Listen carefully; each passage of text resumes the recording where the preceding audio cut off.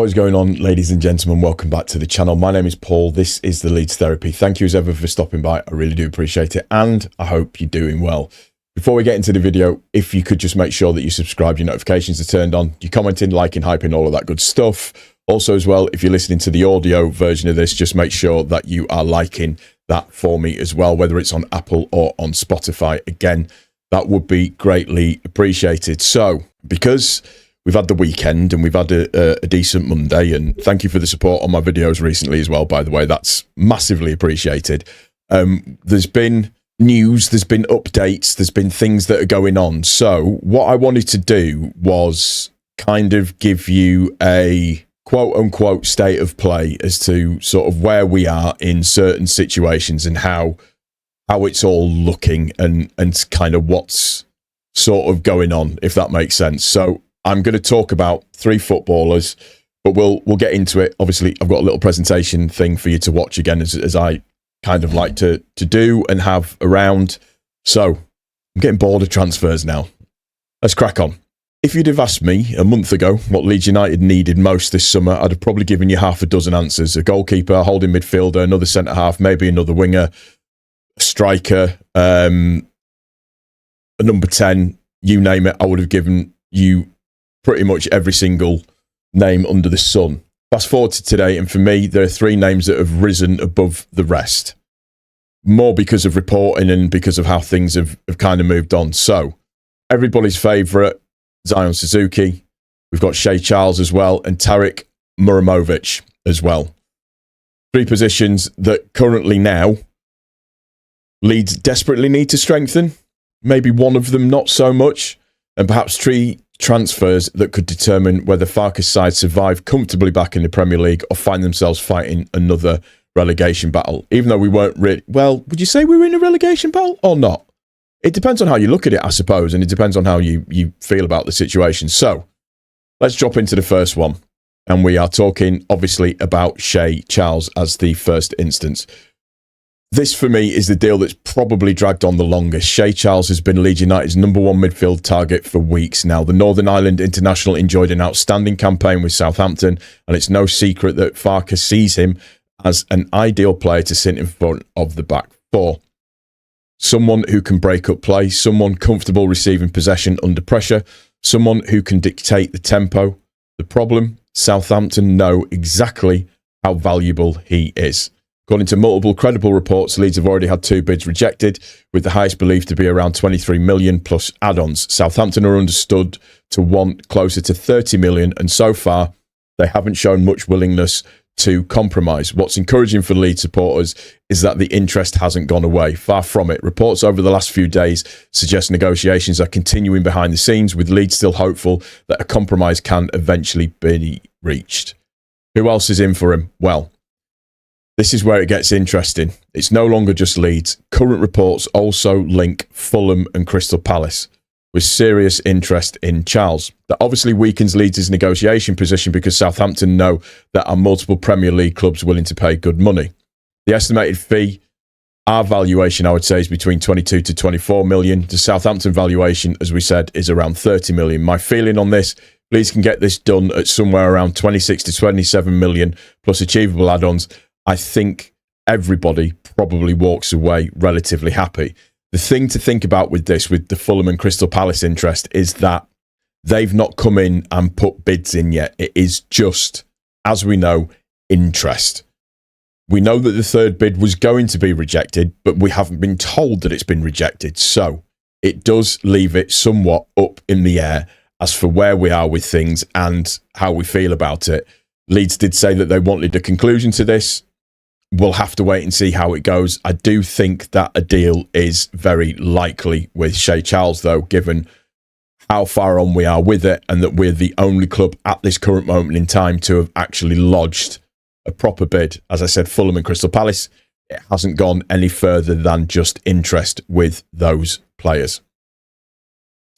Moving on.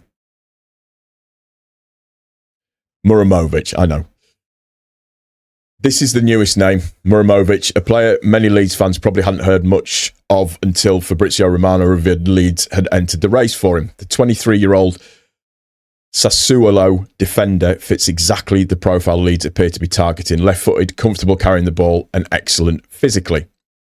Still plenty of room to develop, and also with Struijk now gone, Leeds need another natural left-sided centre-half, and Muharemovic certainly ticks that box. Recent reports suggest Leeds have made significant progress in their interest, although there is still competition for his signature. Who else wants him? According to Romano reporting, Leeds aren't alone. Also linked are Bournemouth and Sunderland. Both clubs are believed to have shown genuine interest. That makes this another competitive deal.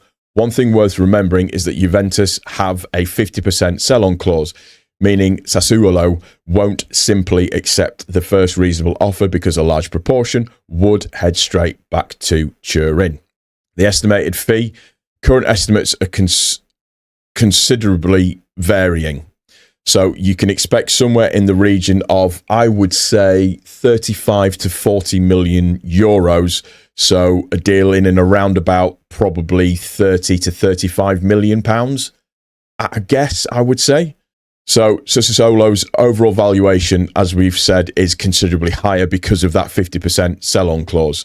For Leeds, this feels exactly the kind of signing they've been making under the 49ers. Young, athletic, high ceiling, potential resale value.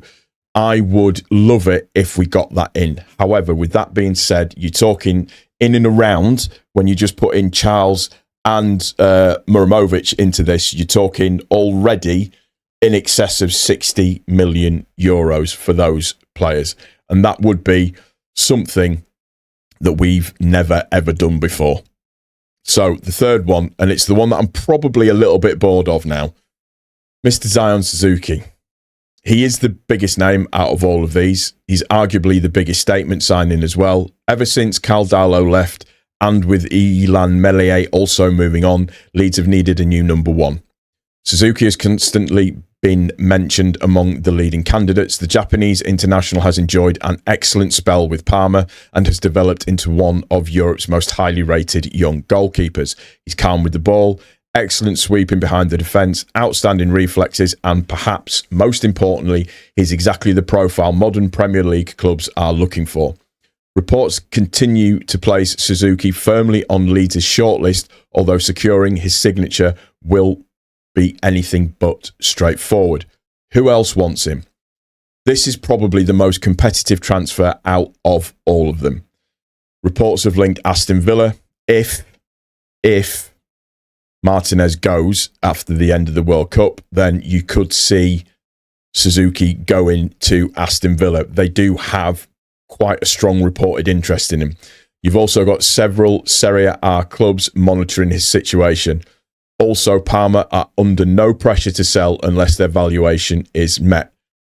The thing with this is I think that Parma are probably resigned to losing Suzuki because of his performances within the World Cup and how he played and how well he's kind of put himself into the shop window there as well.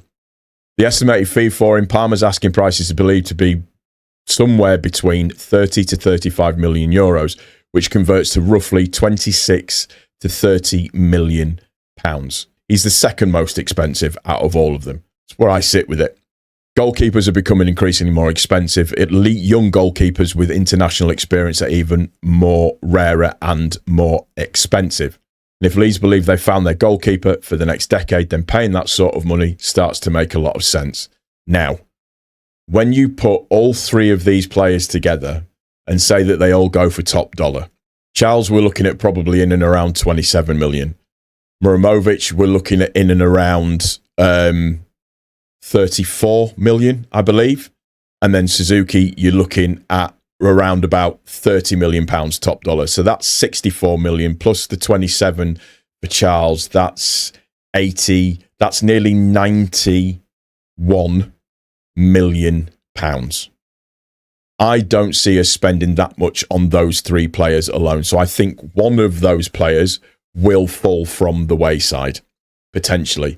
A lot of it, though, depends on other players that we could potentially be selling as well. So you could be looking at, Pirro going for maybe another 10 million. You could be looking at Perry going out on loan, which would mean that we would need to buy two goalkeepers.